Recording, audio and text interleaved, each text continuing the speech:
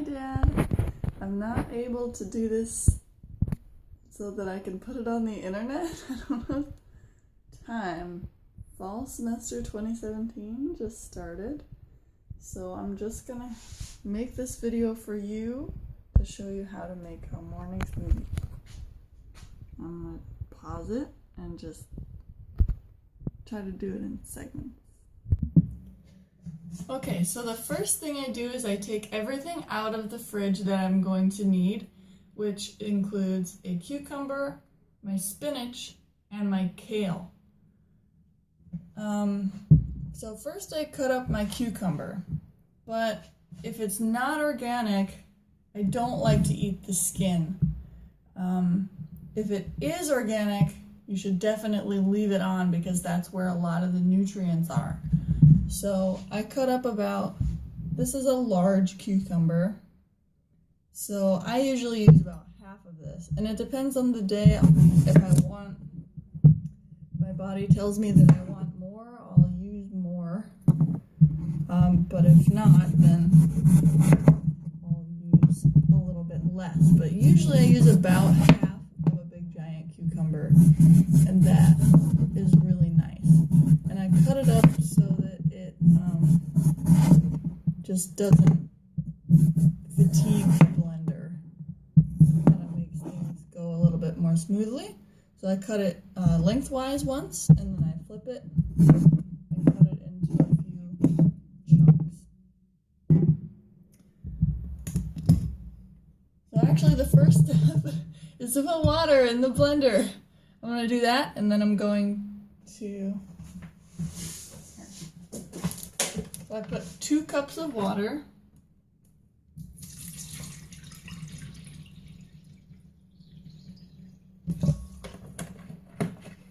And then I start adding my ingredients.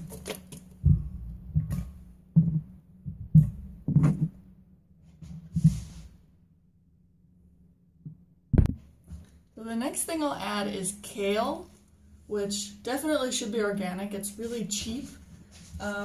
It's only about $1 for a bunch of kale. So if it's organic, don't wash it. Anything that grows in the ground has bacteria on it. And if it's organic, you don't want to wash off the bacteria, basically. It's really good gut flora. Really good stuff that you want to have in your body. So I just check it for any, egg deposits from any insects. And then if there aren't any eggs on there, then I won't rinse it. But if they are, then I'll just kind of rinse them off under running water, or maybe tear off that portion of the leaf. These look good, so I just took these straight out of the bag, and I'm just going to put them in here. So I start from the top for whatever reason. And then after the first couple pieces, the stalk starts to get kind of thick. So I just leave that on there and I kind of work around the stalk.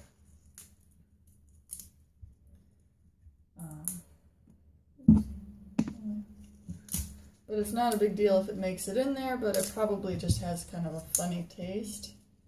And it's really fibrous, and so it's up to you. It's not going to hurt you to use it.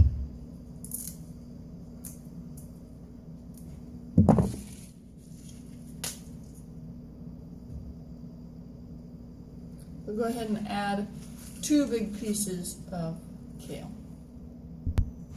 So by the way, the kale that I'm using right now is called green kale or curly leaf kale. There are other kinds of kale in the grocery store which you can use. This kind is sort of the more universal kind. It doesn't have any weird flavors, or sometimes I like to use the purple one, or I'll use like the purple one and the curly leaf. But this just regular green is good too. So after I've got the kale and the cucumber in there, I like to run it. So this is going to be really loud.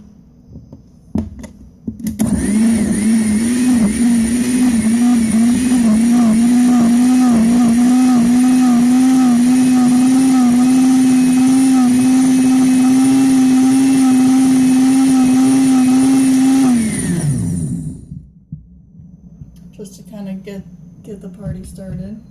And then I'll get my spinach, and I'm gonna start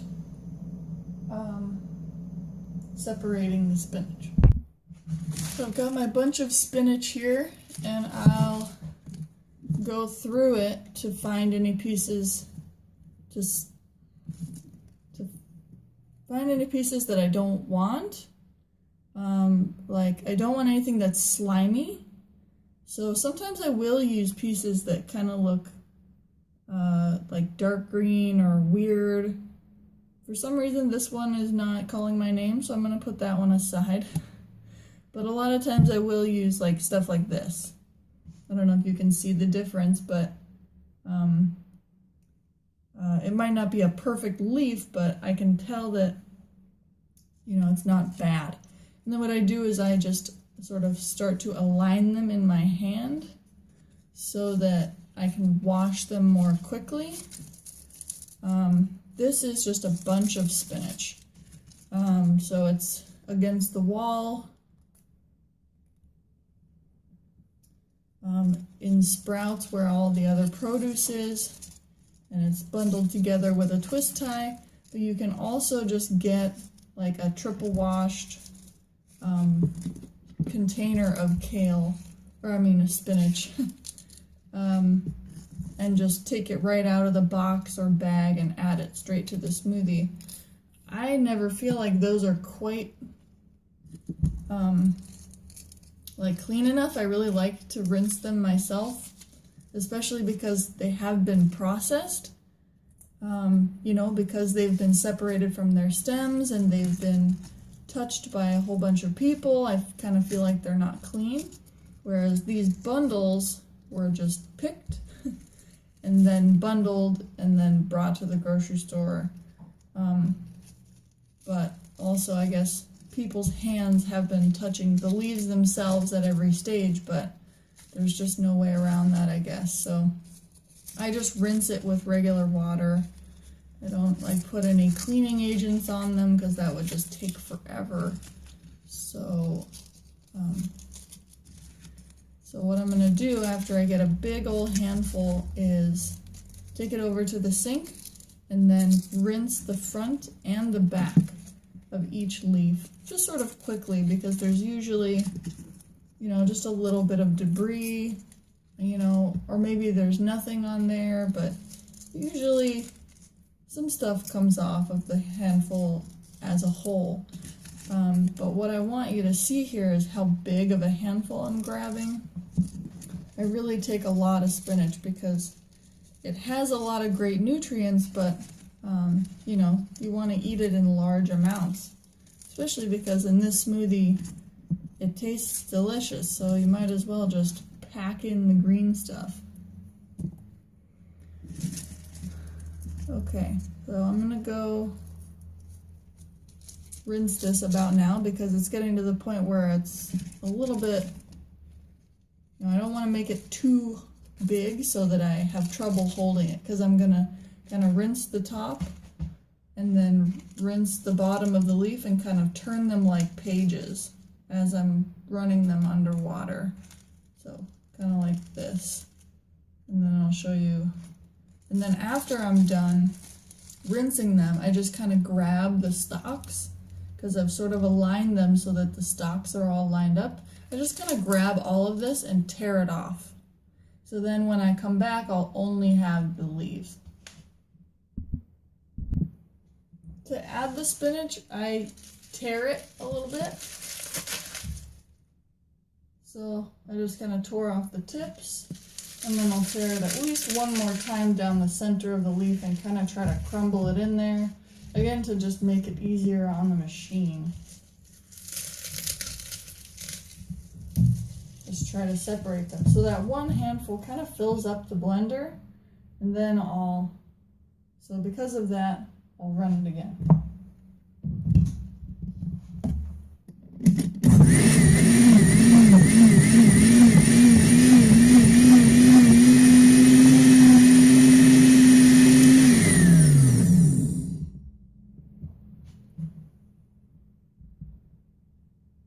So Sometimes I'll do 2 handfuls of spinach, maybe not another one quite so big, but we used quite a lot of spinach. But I usually like to go until the blender's about half, a little bit more than half full. I'm not counting the foam. I'm kind of just looking where the green starts.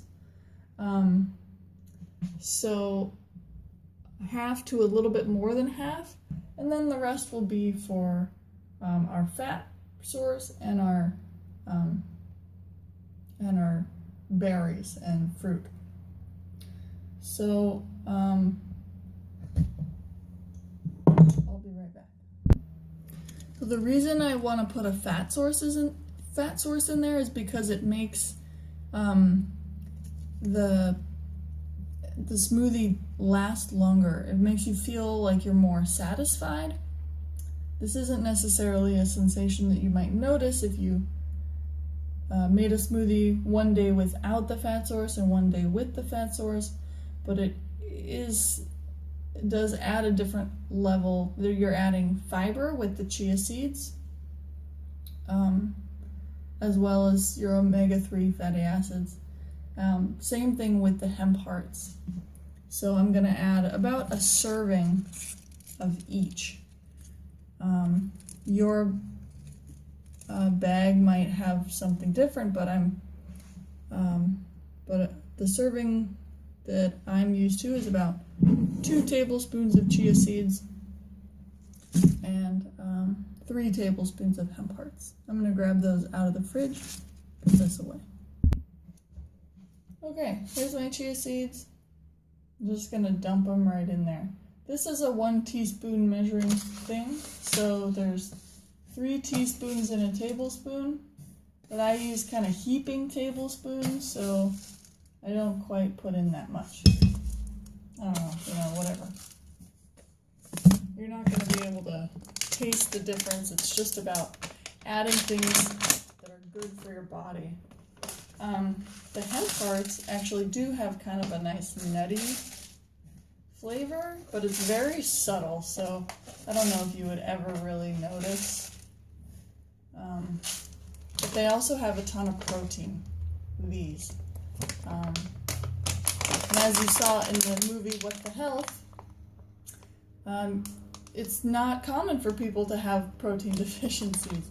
It's kind of interesting that as long as you're eating enough calories, no matter what you're eating, if it's plant-based, you're not going to be protein deficient, especially if you're eating a variety of foods, which is what you're supposed to do. So I also have, I happen to have some celery in the fridge. My neighbor works at Sprouts, and so he rescues food that's not going to be used for sale anymore, but it's perfectly good. So I'm going to put a stalk of celery in there. And then I'm going to blend it. Probably. We'll see. So if you want to add celery, you definitely just want to kind of cut it up, I think, because otherwise, this is a giant piece of celery.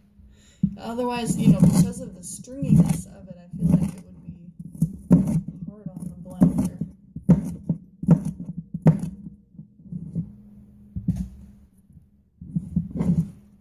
So I'm going to add that in there. And then the next thing I start adding is banana. So